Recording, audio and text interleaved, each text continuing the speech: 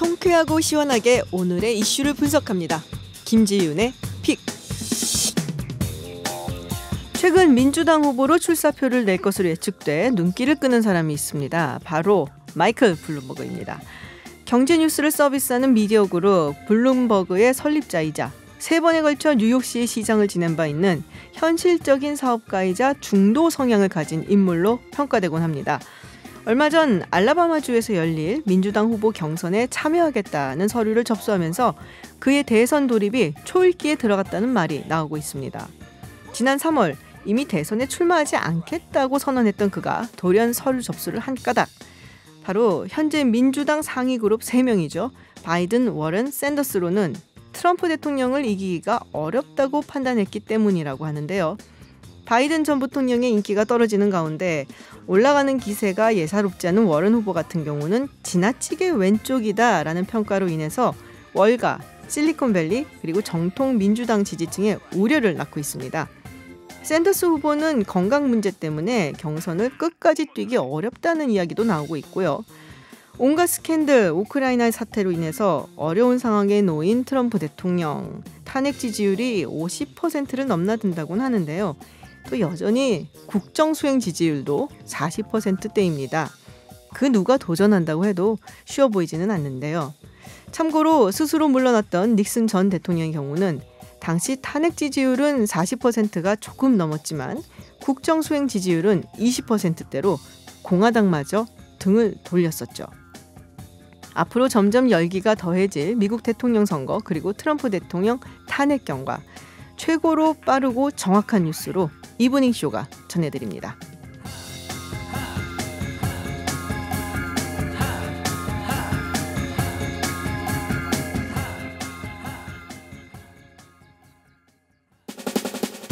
이브닝 쇼는 여러분의 의견을 환영합니다. 50원의 유료 문자 샵 0951로 문자 보내실 수 있고요. 앱과 카카오톡은 무료입니다. 퇴근길이 유쾌해집니다.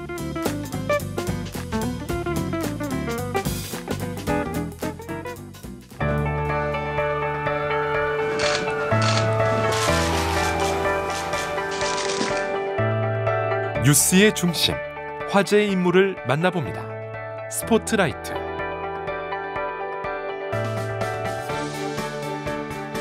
한일 군사정보보호협정인 지소미아 종료일이 열흘 앞으로 다가왔습니다. 오늘 일본에서는 아베 총리와 마크 밀리 미국 합참의장이 만나 지소미아 관련해서 논의를 했다고 하는데요.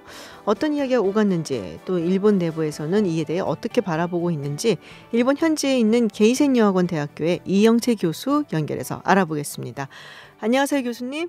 네, 안녕하세요. 네, 오늘 마크 밀리 미국 합참의장이 아베 총리를 만났습니다. 한국에는 이제 군사위원회 회의를 비롯했고 여러 군사 관련 회의가 있어서 곧 올 예정인데요.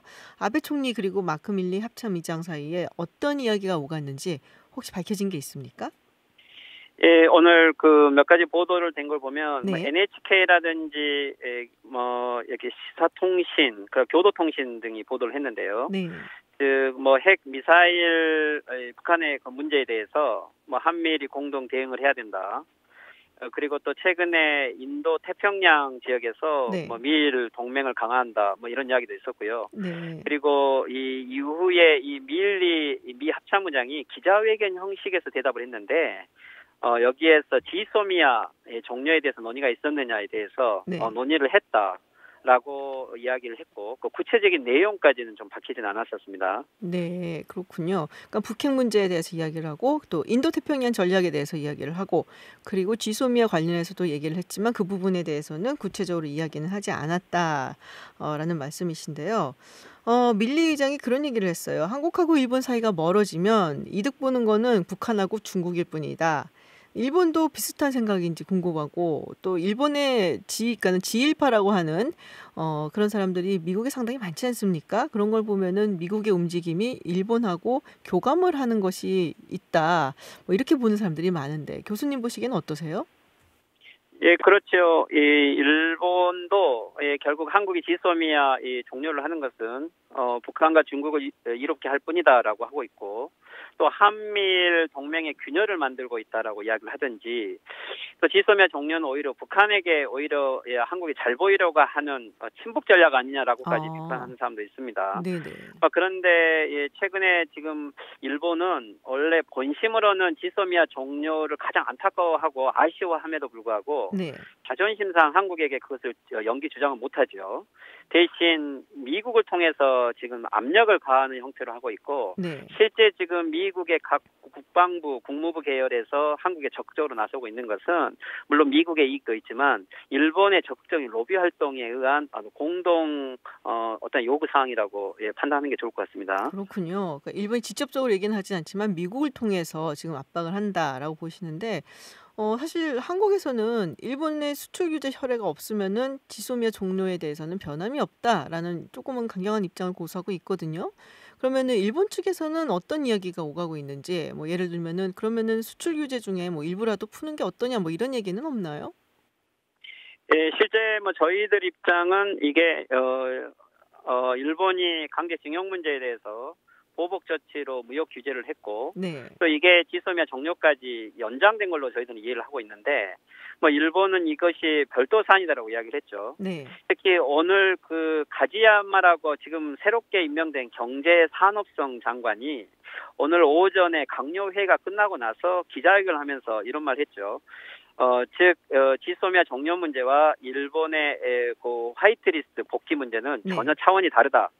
이것을 두 개를 연결시켜서 요구하는 것은 받아들일 수 없다라고 하는 건데 즉 일본 입장에서 왜 이것이 연결을 할 수 없냐면은 만약에 연결을 해서 일본이 이해를 하게 되면 마치 한국의 강제징용 재판에 대한 보복 조치라는 것을 스스로 인정을 하게 되고 오히려 그렇기 때문에 이것은 일본은 무역의 재조정이었지 결국 보복이 아니었다. 이것은 연결돼 있지 않다라는 것을 일관되게 이야기를 함으로써 실제 일본의 큰 입장은 변화가 없는 것 같습니다. 그렇군요. 이런 얘기도 있더라고요. 일단 지소미아가 20일 자정에 끝나지 않습니까? 그래서 종료 시점을 좀 연기시키고 예를 들면 6개월 정도. 그리고 그 이후에 한국하고 일본 사이에 좀 절충하도록 이 미국이 좀 주도도 하고 이런 방향을 미국이 얘기를 하고 있다라는데 그게 사실인가요? 예, 글쎄 이것도 일본에서는 좀 간접적으로 언론인들 사이에서는 이야기가 되고 있는 것 같은데, 근데 이게 일본이 쉽게 어떤 변화를 보여준다면 이게 가능하겠지만 지금 현재 일본이 큰 변화의 조짐은 없고요. 네. 한국도 저희들이 만약에 이것을 연기하기 위해서는 뭐 일본이 어떤 변화를 전제로 하고 합의하는 것을 이야기하는 건데. 현재 뭐 이런 논의가 물론 22일까지 시간이 있기 때문에 더 지켜봐야 되겠지만 일본의 언론 보도 속에서는 검토하고 있지 않는 것 같은 이러한 뉘앙스가 많습니다. 그렇군요. 그러니까 어느 한쪽도 사실은 지금 양보할 생각이 없는, 양보하기 힘든 그런 상황인 것 같습니다. 그러면 뭐 일본 언론에서도 이제 뭐 한 열흘 앞으로 다가왔는데요. 지소미아 종료가. 근데 일본 언론에서도 아마도 그럼 종료가 될 것이다라고 전망을 하겠어요. 네, 근데 실질적으로 현재 북한의 미사일 전략이 고도화되고 있고, 그래서 일본이 많이 긴장을 하고 있는 건 사실이죠. 그래서 최근에 일본의 보도를 보면 정의용 안보실장이라든지 서훈 국정원장의 예를 들면 지소미아 종료 연기를 검토할 수 있다는 이런 발언들을 좀 민감하게 보도를 하고 있는 걸 보면 일본은 내심으로는 뭐 미국의 압력을 통해서라도 뭐 종료 연장이 되었으면 좋겠다. 막 이런 의사들은 보이고 있는 것 같습니다. 그렇군요. 다른 이야기를 조금 해볼게요. 밀리 합참의장이 일본 방문하면서 그 군용기 안에서 기자들한테 했었던 이야기가 있습니다. 보통의 미국인들은 부자 나라인 한국과 일본에 파병을 하는 것에 대해서 의문을 갖는다. 이게 어떻게 보면 트럼프 대통령의 발언들하고 상당히 결이 같지 않은 발언이거든요. 이게 이제 방위비 분담금이라든지 뭐 이런 부분에서 인상을 압박하기 위해서 한 얘기인가 아닌가라는 생각이 드는데 일본에서는 이 발언에 대해서 어떻게 생각하고 있나요? 최근 일본에서도 한국에 대해서 미국의 이 방위 분담금 지금 5배 인상안에 대해서 좀 아주 긴장을 하면서 보고 있고 뭐 그런 관련된 보도들도 있죠. 내년에 일본이 하게 되잖아요, 협상을. 아마도 그래서 지금 현재 일본 같은 경우는 이게 5년에 한 번씩 계약을 하고 있는데 네. 예전에 그 오바마 대통령 때 이 2015년에 5년간 현재 계약 상태에 있기 때문에 네네. 일본은 2021년 부터 새로 시작하는 즉 내년에 그러니까 재교섭을 하는 거죠. 네네. 근데 일본은 지금 현재 방위 부품이 약 90억 달러 정도가 되고 있는데 네. 아주 많은 금액을 지불하고 있는데 이것을 지난번 볼턴 안보실장이 그만두기 직전에 네. 5배 인상안을 이야기를 했었거든요. 똑같네요, 그렇다면 우리랑. 그렇죠. 어제 거대한 금액이기 때문에 네. 일본의 아사히 신문에서 보도를 하는 걸 보면 지금 한국에 대한 미국의 이런 압박은 일본에게 똑같이 돌아오기 때문에 일본으로서는 아주 심각한 도저히 따를 수 없는 안이다라고 하는 이러한 보도는 한번 있었던 것 같아요. 아, 그렇군요. 한국에서 미국과의 방위 분담금 협상이 어떻게 진행이 되는가에 예의주시를 할 것 같습니다. 아무래도. 네. 그게 이제 예를 들면 지소미아 이 종료에 대해서 네네. 일본이 만약에 이것을 자기들 힘으로 한국과 협의를 하지 않고 미국을 통해서 압력을 가해서 하게 된다면 미국은 당연히 일본의 방위 분담금에 대해서 새롭게 청구서를 요구하겠죠. 네. 일본에게 결코 유리한 전략이 아닌 거죠. 아, 그렇군요. 일본 국내 이야기를 조금 해볼게요. 오늘 아베 총리가 벚꽃을 보는 모임? 혹은 벚꽃회라는 그 모임에 정부 주관 행사를 후원 행사해서 논란이 되고 있다. 이게 무슨 얘기인가? 일단은 이 모임이 뭔지도 궁금하고요. 세금이 많이 들어갔다 그러는데 정확히 어떤 부분에서 문제가 되고 있는 건가요? 예, 이게 지금 현재 가장 최근에 한 이슈가 되고 있는데 네. 일본에서는 예를 들면 50년 이후에 예를 들면 국가에 공로가 많은 사람들을 이 총리가 일본 4월에는 보통 벚꽃을 보는 하남이라고 해서 네네. 이런 행사가 있는 것을 총리실이 이런 사람들을 불러서 함께 국민들을 위로하는 이러한 자리가 있었죠. 네. 그런데 지금까지 이게 보통 금액이 연간 한 3억 정도밖에 되지 않았는데 네. 아베 정권이 되어서 올해 이게 5억 정도로 돈이 급격하게 늘어났어요, 매년. 네. 그런데 그렇다면 유명한 공로 인사들을 초청을 해야 되는데 올해 문제가 되고 있는 것은 아베 수상의 지역의 후원의 모임들, 즉 야마구치현 출신들의 시모노세키 관련된 유지들이 대량으로 여기 모임에 오게 된 거죠. 그리고 버스를 대여해서 참여를 시켰어요. 네네. 약 숫자가 한 1만 명 정도 된다고 하는데 그중에서 후원의 사람들이 많이 왔다는 것은 즉 이 꽃을 보는 모임에 공로자들 위로하는 모임을 아베 수상이 자기 정치 선거 후원자들 모임으로 대체를 했다는 것은 사전 선거운동에 해당하기 때문에 네. 이것은 법 위반이 되고 이것을 공산당 의원들이 이 문제를 지적하니까 아베 수상이 공산당이다라고 이렇게 비판을 하면서 조금 색깔 이데올로기까지 뒤집어 씌우면서 조금 아베 수상의 품격과 지금 현재 이 행사의 성격에 대해서 새롭게 지금 국회에서 문제 제기가 되고 있는 이런 상황입니다. 일종의 이제 총리가 각계 인사를 초청해서 즐겁게 한 행사인데 돈도 많이 썼고 그리고 뭐 인사 초청이 되었던 인사들 몇몇을 보니까 후원자들이었다. 이래서 문제가 되는 거였군요. 그러니까 이제 아베 수상의 이 정권의 하나의 특성은 장기화되니까 어떤 국가 여러 행사와 기구가 사유화되고 있는 거죠. 그래서 네. 이게 어떤 아베 수상의 공적이고 사적인 게 구별이 되지 않고 이것은 자기 친구가 예를 들면 대학을 설립하게 만든다든지 친인척들이 거의 대부분 정계에 진출하게 된다든지 가장 친한 인사들이 지금 현재 혐한 내각의 멤버로 온다든지 이게 지금 어떻게 보면은 민주주의 문제와 그리고 국가의 어떤 운영 방식 자체가 근본적으로 문제가 되고 있는 어떤 전형적인 예인 것 같습니다. 그렇군요. 정권이 장기 집권을 하게 되면은 이런 문제들이 항상 생기는데 일본도 예외는 아닌 것 같다. 이런 말씀이셨던 것 같습니다. 교수님 오늘 뭐 여러 가지 이야기 안보 문제부터 시작해서 일본 국내 정치 이야기까지 정말 말씀 잘 들었습니다. 오늘 말씀 고맙습니다. 네, 수고하십시오. 네, 지금까지 게이센 여학원 대학교의 이영채 교수였습니다. 얼마 전 다크웹을 통한 아동 포르노 사이트의 운영자가 한국인인 것이 드러났는데요. 이 운영자인 손모 씨가 1년 6개월 복역을 마치고 이달 출소 예정입니다. 그런데 미국 법무부가 강제 송환을 요구하면서 합당한 처벌을 요구하는 국민청원도 잇따르고 있습니다. 그리고 오늘 다시금 조명받고 있는 사건이죠. 부산의 한 산부인과에서 태어난 지 5일밖에 되지 않은 신생아가 두개골 골절로 의식을 찾지 못하고 있는데요. CCTV 확인 결과 간호사의 학대 정황이 드러나서 논란이 되고 있습니다. 자세한 이야기 배상훈 프로파일러 그리고 양지민 변호사와 함께 나눠보겠습니다. 어서 오세요. 안녕하세요. 네, 이 신생아 이야기부터 먼저 해볼게요. 이 병원 측에서는 원래 처음에 구급차로 이송하는 과정에서 차가 이렇게 흔들리니까 그래서 골절 사고가 있었다 이렇게 주장을 했었단 말이에요. 근데 기본적으로 이게 구급차에서 좀 흔들린다고 물론 신생아라서 굉장히 조심스럽게 다뤄야 하지만 골절 사고가 있을 수 있을까? 이 좀 의식을 못 찾는 상황까지 올 수 있을까 하는 의심이 좀 있었는데 결국에는 학대 정황으로 드러났단 말이에요. 네, 애초 사고는 20일 전, 훨씬 전에 있었죠. 네. 그러니까 그 사고가 그 신생아실에서 있었고 그것이 20일 전에 있었는데 거기서 그 병원에서 특정하게 그것을 어떻게 하려다가 그러니까 더 악화되니까 네. 상급 병원으로 옮기는 과정이었어요. 근데 네네. 그 과정에서 이게 있었다고 주장한 거고 본인들이 그 안에서 일어난 일들은 사실 얘기를 안 했던 거죠. 은폐 정황이 네. 있군요. 그리고 그 특정한 시간대에는 CCTV가 지워져 있었던 거를 그렇기 네. 때문에 그것을 경찰이 의심했던 거예요. 그 네네. 말은 물론 이제 부모가 상당히 문제 제기를 했고 그것을 병원 쪽에서는 부정을 했고 그러니까 맞서는 상황에서 경찰이 그럼 CCTV 보자라고 했는데 그 부분 지워져 있었고 다시 그거를 포렌식을 해보니까 지금 나타나는 동영상이 나타나면서 정황이 드러나게 된 거죠. 그렇군요. 이게 이런 사고 날 때마다 진짜 안타깝거든요. 뭐 아이를 가진 부모들은 똑같은 심정일 것 같은데 이런 경우 변호사님께 여쭤볼게요.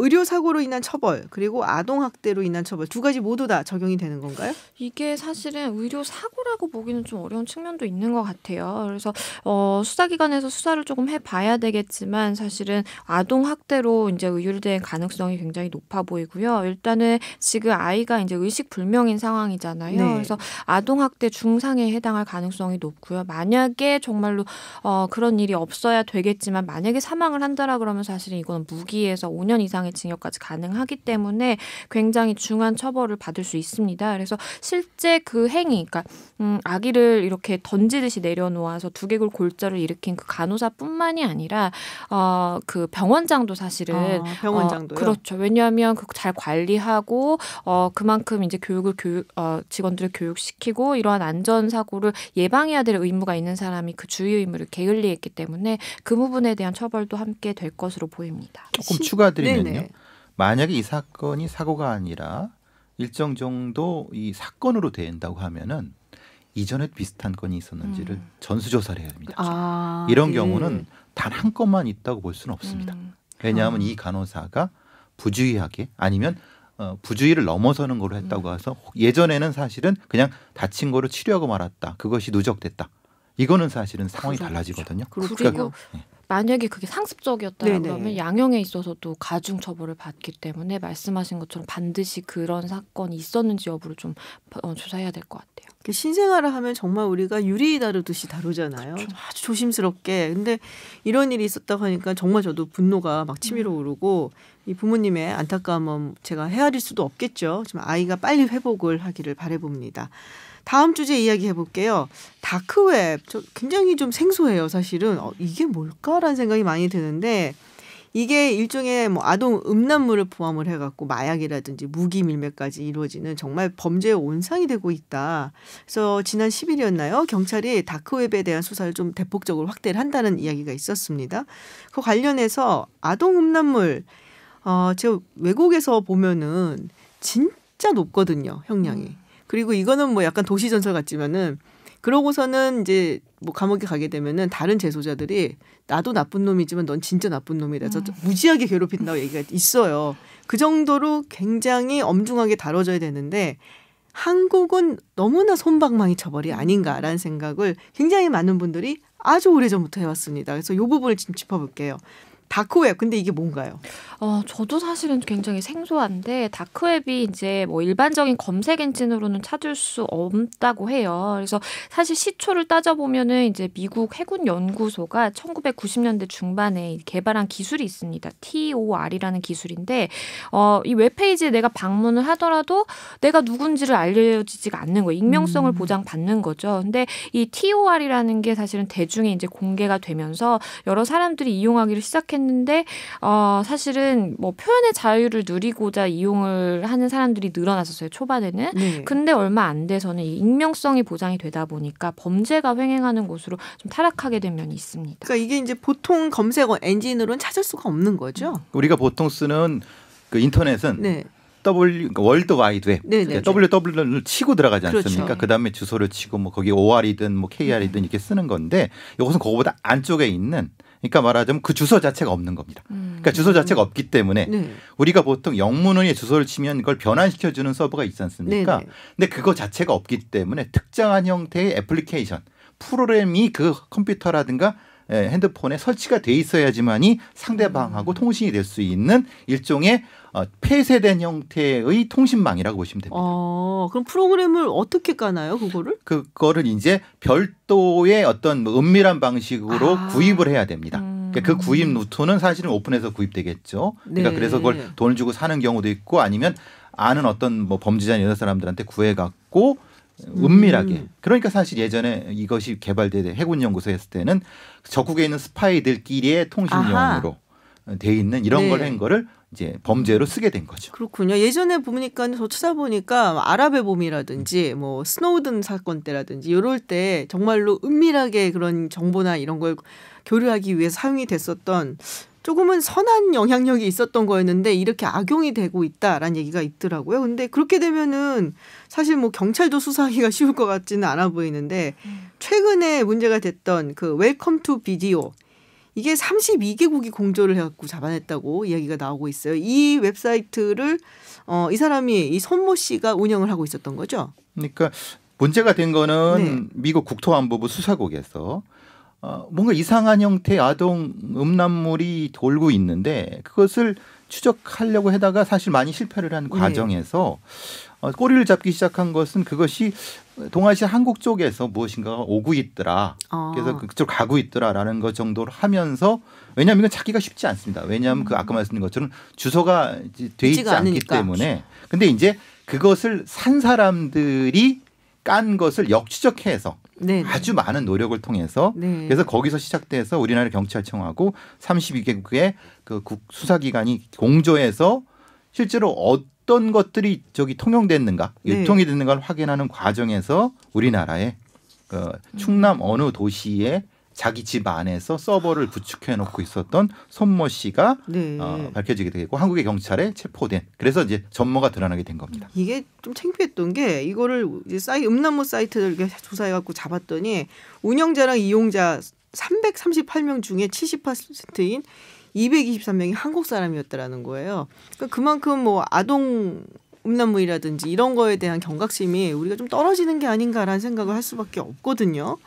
근데 또 문제가 됐던 게 이 부분이더라고요. 오리지널 버전, 즉 다른 사이트에서는 볼 수 없는 영상들이 굉장히 많았다. 이게 무엇을 의미하는 건가요? 손모 씨의 일종의 자기의 어떤 범죄 전략이죠. 미국이나 유럽 같은 데서 이런 형태의 아동 음란물은 기존에 있던 거를 그냥 카피해 주는 형태이기 네네. 때문에 범죄자들한테 아동 성범죄자들한테 어떤 독특성이 없는데 이 사람은 거기에 별도의 새로 만들고 새로운 거에는 점수를 가중시켜 줬습니다. 그동안 보지 못했던 새로운 오리지널. 그게 무슨 의미냐면은 유발시킨다는 거예요. 그러니까 실제로 아동을 납치해 갖고 네. 무엇을 찍어서 만들어 갖고 한 것은 점수를 많이 주는 겠기 때문에 그러니까 이 아동 성범죄자들한테는 이 사이트가 굉장히 선호도가 높은 형태로 만들어냈고 실제로 범죄를 하고 저지르고 그리고 그거를 녹화를 하고 동영상을 올리면은 점수를 더 준다. 실제로 동유럽이라든가 남미 쪽에서 그렇게 해서 만들었던 것이 적발된 경우가 있습니다. 그렇군요. 그러니까 이 손 씨의 범죄에는 대단히 위험도가 높았기 때문에 미국 국토안보부에서도 매우 주목했던 사건. 범죄를 유발하는 거네요. 유발하는 겁니다. 이거. 근데 이 손 씨가 정말 끔찍한 거잖아요. 이거는. 그렇죠. 근데 원래 1심에서는 집행유예 선고를 받았고 한국에서는 그리고 2심에서 1년 6개월 형을 선고받고 11월에 이번 달에 출소를 해요. 이게 맞습니다. 어떻게 된 건가요? 말씀하신 것처럼 손 씨가 2018년 9월에 이제 1심 선고가 있었는데 그때 집행유예 선고를 받았어요. 그래서 원래는 구속이 돼 있는 상황이었는데 구치소에서 6개월 만에 이제 풀려나게 됐고요.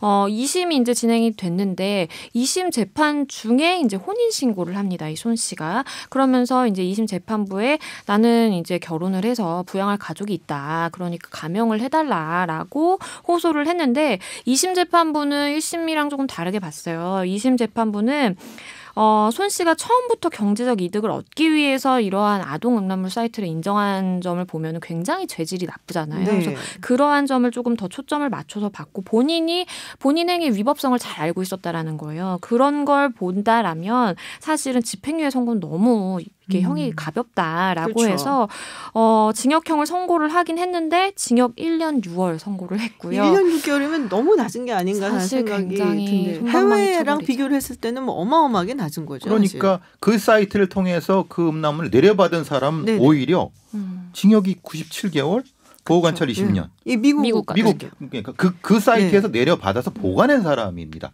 근데 실제로 그걸 만들도록 그 사이트를 운영한 사람은 이렇게 되니까 미국 맞아요. 국토안보부에서도 이게 말이 되느냐라고 그러니까 미국의 그 네티즌들을 그렇고 상당히 그 심각하게 보았던 부분인 거죠. 지금 그러면은 미국 법무부에서 송환해달라. 우리가 지금 뭐 해야 된다, 수사해야 된다, 조사해야 된다. 지금 이렇게 그렇게 요청을 되는 한 거죠. 경우 그거는 지금. 한국의 사법 시스템을 미국의 사법이 신뢰하지 않는다라는 방증일 수도 좀 있는 거고요. 창피한 일이네요. 어떻게 상당히 보면은. 부끄러운 일이고 이게 처벌이라고 볼 수 있습니까? 1년 6개월형이. 그러니까요. 이거 그러니까- 범죄까지 유발할 수 있는 상황인데. 그렇죠. 이거는 근데 항상 이렇게 고질적으로 문제가 되어 왔어요. 왜 이렇게 뭐 다른 건 몰라도 아동을 착취한 포르노라든지 뭐 음란물 이런 것에 대해서 왜 이렇게 우리는 관대한 것이냐. 예, 양형 기준이 너무 낮은 것이 아니냐라는 이야기가 굉장히 많았었거든요. 그렇죠. 양형 기준이 사실은 이제 재판부가 판단을 할 때 이 기준에 따라서 판단을 할 수밖에 없는 좀 맹점이 있기 때문에 사실은 좀 우리나라의 법 체계의 한계라고도 볼 수 있을 것 같아요. 왜냐하면 1심 선고라든지 2심 선고에서 내가 사실은 뭐 징역 30년 뭐 이렇게 하고 싶다고 하더라도 그렇게 선고해봤자 어차피 다음 상급심에 올라가면 그게 깨져서 다시 돌아올 수밖에 없거든요.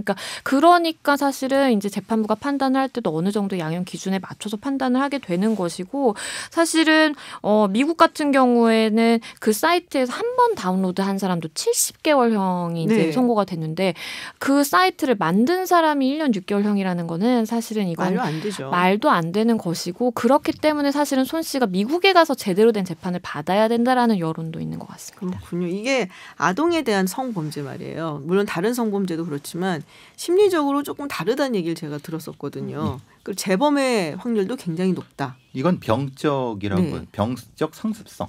그리고 이게 아동 성기호증 플러스 아동에 대한 공격성이 드러나는 것은 이건 그 자체의 심리적 내구조가 바뀐다. 그러니까 성인에 대한 어떤 음란물의 접근성은 과시욕이라든가 성적인 그 도착 부분에 가깝다고 하면 네. 아동에 대한 음란물을 하는 것은 병적인 상습성이라고 하는 거죠. 그러니까 이거는 지배욕과 연관되어 있기 때문에 네네. 이것은 반복할 수밖에 없는 거고 그것을 실질적으로 특정한 기간 이후에 들어가면은 현실화될 수밖에 없다는 겁니다. 실제로 보는 것에 만족하지 않고 실제로 범행을 저질 가능성이 공격성. 높다. 그게 6개월이든 2년이든 그 사이에서 바로 반드시 공격적이 될 수밖에 없다는 거. 그러니까 아동 성범죄자를 양산시킬 수밖에 없는 상황이라는 거예요. 그냥 놔두게 네. 되면. 그럼 굉장히 중대한 사건. 중대한 범죄죠. 그렇기 때문에 미국이나 이런 데서 형량이 높은 이유도 그런 거죠. 종신형까지도 때리는 건 당연히 그런 이유가 있는 겁니다. 그렇군요. 그래서 사실 미국 같은 경우는 물론 주마다 조금씩 다르긴 하지만 신상을 공개하기도 하고 그리고 취업에도 제한을 두잖아요. 이런 전력이 있는 사람들은 학교라든지 어린아이들하고 접근할 수 있는 그런 환경 자체를 아예 차단해버리는. 아예 학원이라든가 네. 접근 금지 자체도 못하게 하는 네. 겁니다. 뭐 이렇게 해야 되지. 왜냐하면 그 자체 이 감각이 바뀐다고 합니다. 그러니까 아동에 대한 네네. 이것이 한번 그 배리어를 넘게 되면 감각이 바뀐다고 하는 건 뭐냐면 아동이 지나가게 되면 바로 이제 특정한 형태의 그 감각적으로 바뀌어갖고 공격성이 탁 튀어 올라온다고 얘기를 하거든요. 범죄 심리상으로는. 네네. 그러니까 실제로 접근을 못하게 하는 이유도 바로 그런 이유 때문에 그런 겁니다. 아예 미연에 차단을 하자. 차단해야 된다는 겁니다. 그렇군요. 진짜 법 개정 움직임은 있나요? 별로 얘기를 들어본 일이 없어요. 뭐 그렇죠. 법 그러니까 개정안은 올라가는 것 같은데 전혀 뭐 계류 상태고 대부분의 경우. 그렇죠. 왜냐하면 사실은 말씀드린 것처럼 이게 아동 청소년 성보호에 관한 법률에 이제 다 의율이 되는 것인데 거기에 이제 각 조항마다 뭐 이렇게 뭐 영상을 만들어서 배포하는 경우 아니면 내가 제작하는 경우 이런 양형 기준이 딱 정해져 있잖아요. 법 적용들이. 네. 근데 그거를 하나를 고치게 되면 사실은 이게 정말 파급 효과가 크기 때문에 다른 법률에 있는 그런 성범죄 같은 경우에도 또 다시 양형이 바뀌어야 되는 부분이 있고 다 함께 고쳐져야 그렇죠. 돼서. 그렇기 때문에 사실은 현실적인 조금 한계가 있는 것 같고요. 근데 사실은 미국이랑 비교를 하면 아까도 말씀드렸지만 너무 터무니없는 이게 솜방망이 처벌에 불과하기 때문에 반드시 사실 개정이 움직임이 있어야 된다라고 봅니다. 네, 다크웹 얘기로 시작을 해봤는데 경찰이 수사를 확대한다고 했거든요. 어떻게 보세요? 실효성이 좀 있을지. 실제로 단속을 하게 되면은 분명한 효과는 있습니다. 네. 근데 풍선 효과는 분명히 경계를 해야 됩니다. 왜냐하면 이쪽 다크웹을 수사하는 과정에는 다른 쪽으로 이게 퍼져나가지 않도록 다른 쪽으로 말하자면 이것이 이제 흔히 말하는 오픈된 형태의 그 채팅방으로 이것이 빠져나가지 않도록 종합적인 형태의 수사가 진행돼야지 한쪽만 하게 되면은 이게 이런 수사 같은 경우는 풍선 효과가 굉장히 크거든요. 그렇기 때문에 이 부분은 사실은 경계를 하되 당연히 수사는 확대를 해야 되는 거고 확대만이 아니라 전담 부서가 있어야 되는 겁니다. 전담 부서가 있어야 우리는 된다. 이 전담 부서 자체가 없습니다. 그냥 사이버 안전국 사이버 수사대에서 수사를 하되 다른 큰일을 나면 거기로 빠져나가는 거죠. 근데 미국의 FBI는 아예 이런 게 전담 부서가 따로 있습니다. 왜냐하면 이것은 단번에 근절될 수 있는 게 아니거든요. 네네. 꾸준히 오랫동안 추적을 해서 성과를 내야 되는 건데 우리는 수사 시스템 자체가 너무 좀 뭐라고 말씀드리기 애매한 부분이 있어요. 그러니까 이게 참 그런 게 범죄 그 기법이 점점 발전하거든요. 더군다나 요새 같은 시절에는 정보통신망이 워낙에 발전을 하다 보니까 그래서 이것을 잡기 위한 기술도 계속적으로 그렇죠. 비례해서 따라가기는 하지만 어쨌든 함께 발전을 많이 해줘야 되는데 그 부분에서 조금 뒤지는 게 아닌가 해서 좀 아쉬움이 있습니다. 어쨌든 경찰이 수사를 확대하겠다는 의지는 비쳤으니까 조금 적극적인 수사가 되어서 정말 이번 기회에 이런 나쁜 짓 한 사람들 다들 잡아들였으면 좋겠어요. 그래서 양형 기준도 좀 높여갖고 좀 말도 안 돼요. 1년 6개월이 뭡니까 이건 진짜. 예, 그리고 미국 갔으면 좋겠네요. 그러면 한국에 평생 못 올 수도 있어요. 이 사람 같은 경우는 제가 보기에는. 알겠습니다. 오늘 아이들 이야기로 계속 해본 것 같은데 끝은 이제 전부 다 함께 분노하면서 끝난 것 같아요. 네, 좀 더 밝은 사회를 우리가 꿈꾸면서 분노를 했습니다. 지금까지 양지민 변호사 그리고 배상훈 프로파일러와 함께했습니다. 오늘 감사합니다. 감사합니다. 경찰이 쏜 실탄에 맞는 시위자까지 발생했습니다. 5개월째로 접어든 홍콩의 민주화 요구 시위가 격화되고 있는데요. 지난 8월 영국과 미국이 홍콩 사태에 우려를 표하자 중국은 아편 전쟁에서 패해 홍콩을 넘겼던 1842년과 다르다라고 강변하기도 했죠. 전쟁사 전문 사학자인 임용한 한국역사고전연구소장과 함께 지금의 홍콩 시위의 불씨라고도 할 수 있는 1842년 아편 전쟁을 되돌아보겠습니다. 안녕하세요, 소장님. 예, 안녕하십니까. 요새 너무 바쁘시죠? 제가 유튜브 진짜 열심히 보고 있거든요. 감사합니다. 예, 외국 다녀오셨다고 지난 한 달 동안 어디 가셨어요? 그리스하고 이탈리아. 자료 수집 뭐 이런 걸로 가신 건가요? 네, 지금 이번에 그리스 로마 전쟁사를 한번 써볼까 해가지고. 우와, 벌써부터 기대가 막 되고 있어요 지금. 언제 나올지 모릅니다. 빨리 나셔야죠. 그래야지 이렇게 기다리고 있는데. 네, 오늘 제가 모신 게 그 아편 전쟁 이야기를 좀 나눠보려고 모셨어요. 그래서 아편 전쟁 하면은 사실 굉장히 간단하게 사람들이 알고 있기로는 영국이 아편을 팔았더니 중국에서 못 팔게 해갖고 영국이 전쟁을 일으킨 것 이렇게 굉장히 간단하게 정말 간단하게 얘기를 하는데 물론 그 뒷배경에 뭐 여러 가지 이야기들이 있다고 알고는 있습니다. 그래서 사실 뭐 아편을 수입을 해라. 그래서 싫다. 그러니까 전쟁을 한 거잖아요. 네, 그렇죠. 뭐 네. 표면적으로는 그렇습니다. 표면적으로는. 네. 그래서 마약을 합법화라는데 싫다고 했다고 지금 전쟁을 한 거니까 말이 되냐라고도 이제 보통 생각할 것 같은데 방금 표면적이라고 말씀을 하셨어요. 그러면 진짜 이유는 뭘까? 좀 이야기를 해주세요. 기본적으로는 이제 소위 말하는 자본주의가 이게 산업혁명을 네. 만나면서 이제 세계로 요즘 말로 하면 세계 시장으로 확대가 되는데 네. 그러다 보면 이제 선진국에서는 시장 개방을 요구하게 되죠. 네네. 그런데 후발국에서는 사실 시장 개방을 할 수 없는 이유가 너무 많아요. 이 두 가지가 만나는 것이죠. 그러니까 우리가 도덕적으로야 얼마든지 이제 아편을 파는데 도덕적으로 무슨 변호를 하겠어요. 네네. 그러나 이제 역사라는 것은 도덕적 재단도 중요하지만 왜 이런 일이 생겼느냐가 또 중요하니까 네. 중국이라는 입장에서는 산업화에 뒤지고 이제 사회가 정체되어 있다 보니까 이미 저대로 왔는데 이 사람들하고 거래는 할 수 없는 이런 상황이 벌어지면서 타협점을 찾을 수가 없는 거죠. 그러니까 영국은 타겟을 이렇게 냈어요. 우리가 아편을 금지시키겠다. 안 네. 하겠다. 정부가 이제 협상안을 낼 때 대신 시장을 무역을 개방해라. 중국의 무역 개방을 그렇죠. 해라. 근데 물론 뭐 나 싫다 그러는데 개방하라고 하는 것 자체는 우리가 도덕적으로 용납할 수 없지만 네네. 중국 입장에서는 이제 이걸 개방할 수가 없는 것이죠. 그러다 보니까 이제 충돌이 나고 결국 강제로 열게 되는 사건이 벌어지는 겁니다. 그렇군요. 근데 통상적으로 알고 있기를 사람들이 그러니까 영국이 중국하고 무역을 해갖고 굉장히 많은 돈을 벌 줄 알았는데 알고 봤더니 중국이 굉장히 뭐랄까 좀 미스틱한. 그러니까는 뭐 서양 사람들 보기 굉장히 뭐 신비롭고 막 이런 이미지였잖아요. 그래서 뭐 차라든지 도자기라든지 가구라든지 막 그런 게 들여오게 되고 오히려 무역 적자를 영국이 보게 됐다. 이런 얘기도 있는데 그거는 틀린 얘기인가요? 그러면? 그러니까 이게 무역 적자라는 걸 어떻게 해석하느냐의 문제인데 네.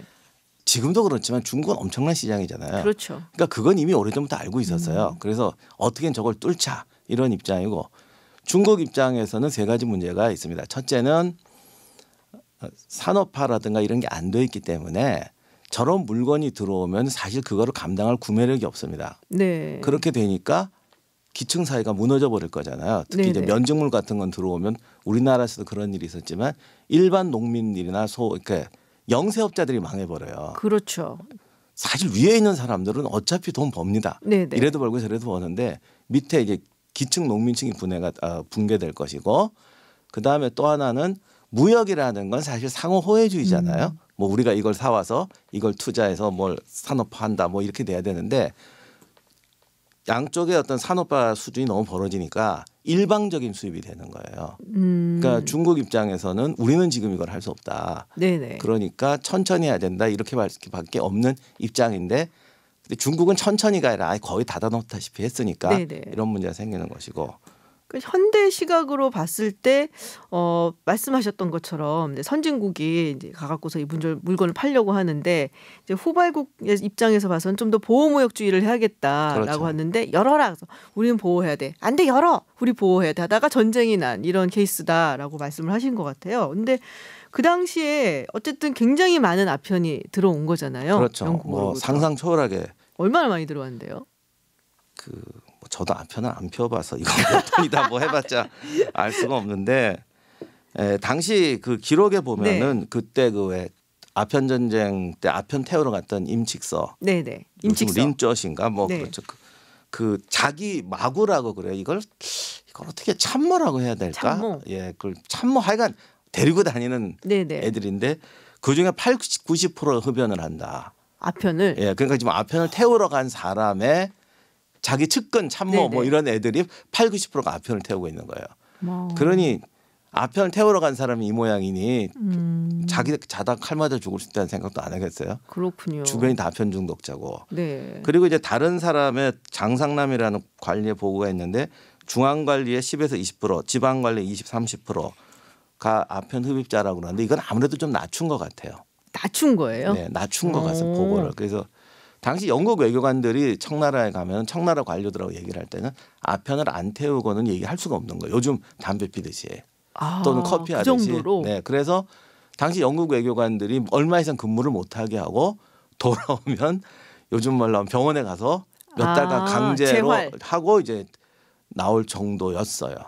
그러니 사회에 만연한 건 말할 수가 없고 군인 병사들은 뭐 거의 다 폈다고 거의 약에 중독이 돼서 이제 몸이 다 못 쓰게 된 상황이기 때문에 네.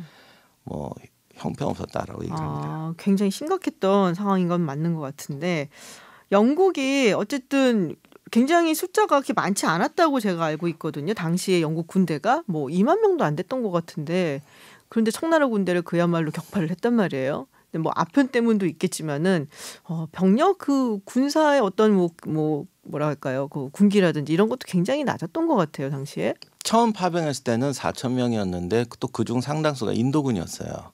영국군이 아니라. 네, 근데 인도한테 죄송하지만 참 인도군이 전쟁을 못 하는데. 요새도 별로 그렇게 잘한 것 같지는 않더라고요. 근데도 이제 갔는데 이게 이제 두 가지 문제가 있는데 첫째는 해전이 중요하잖아요. 항구를 네. 봉쇄하고 또 중국은 양쯔강 이런 게 있으니까 강 타고 들어가고 바다로 가니까 해군이 붙게 되는데 육지와 달라서 해군은 장비 이게 굉장히 강합니다. 그러니까 예를 들면 목선하고 철갑선이 붙으면 목선 100척이 가도 철갑선 하나를 이길 수가 없고 네네. 그다음에 특히 대포가 네. 이 폭발하는 이런 포탄과 철포를 이렇게 돌이나 철탄을 날려서 때리는 강타는 그런 네. 완전히 다른데 뭐 너무나 차이가 났죠. 그러니까 해전에서 도무지 상대가 안 되는 수준이었고 네. 그다음 육전에서도 당시 청나라 팔기는 뭐 그냥 형편없어 가지고 네. 영국군 아니라 그 한족 민병대한테도 못 이기는 수준이니까 네. 뭐 말을 다 했죠 뭐. 뭐 하긴 그 당시 영국 하면은 뭐 제국이고 그리고 또 해군 하면은 또 영국 아니겠습니까? 그래서 그런 얘기도 있더라고요. 그 당시에 당했던 게 너무나 분해서 지금 요새 중국이 해군력을 굉장히 많이 증강시키고 있잖아요. 그래서 해군이 정말로 우리가 강한 군대를 만들기 위해서는 필수적이다라고 아주 절실하게 지금 느끼고 있다라는 얘기가 있더라고요. 그걸 그때 깨달았다는 게 문제죠. 훨씬 전에 깨달았어야 되는데. 사실은 중국은 또 그런 건 있어요. 육지가 넓기 때문에 네. 사실 해군을 가진다는 것은 나라를 지킨다는 개념도 있지만 밖으로 나간다는 개념이 있거든요. 그렇죠. 근데 중국은 이미 영토가 그걸 뭐라고 표현할 때가 너무 커요. 네네. 그러니까 이제 더 이상 이걸 확장을 하면 본인이 터져버립니다. 관리가 안 되니까. 네, 그래서 적정이라는 게 있잖아요. 풍선도 네네. 너무 불면 터지니까 더 이상 나가지 말자. 그래서 이제 해양을 죽이는 경향이 가겠죠. 어쨌든 참패를 당했습니다. 그래서 그 결과물이 사실은 난징 조약 그리고 이 난징 조약에서 중국이 영국한테 홍콩을 양도한다라는 내용이 담겨져 있었던 거죠. 그리고서 이제 1997년이 돼서 홍콩이 중국으로 반환이 된 건데 난징 조약 이게 정말 우리도 많은 불평등 조약이 있었지만 이것만큼 또 불평등 조약이 없었다라는 이야기가 많이 있어요. 네, 어쨌든 뭐 남의 나라를 강제로 항구를 연다라는 거는 뭐 그냥 폭력적인 거니까. 네. 그리고 이제 관세율이라든가 이런 부분에서 근데 이제 조약에서 이제 불평등 조약에서 이제 우대 관세 뭐 이런 거 있지 않습니까? 최애국 조건 이런 것들이 결국 본인의 의도하고 다르게 되면 불평등 조약인 거죠. 그리고 뭐 전쟁에 패한 경우 대부분은 패한 쪽은 불평등하게 조약을 맺게 되겠죠. 사실. 근데 중국이야 뭐 평생 갑질하고 살았는데. 그때 한번 의리 되는 치욕을 맛보는.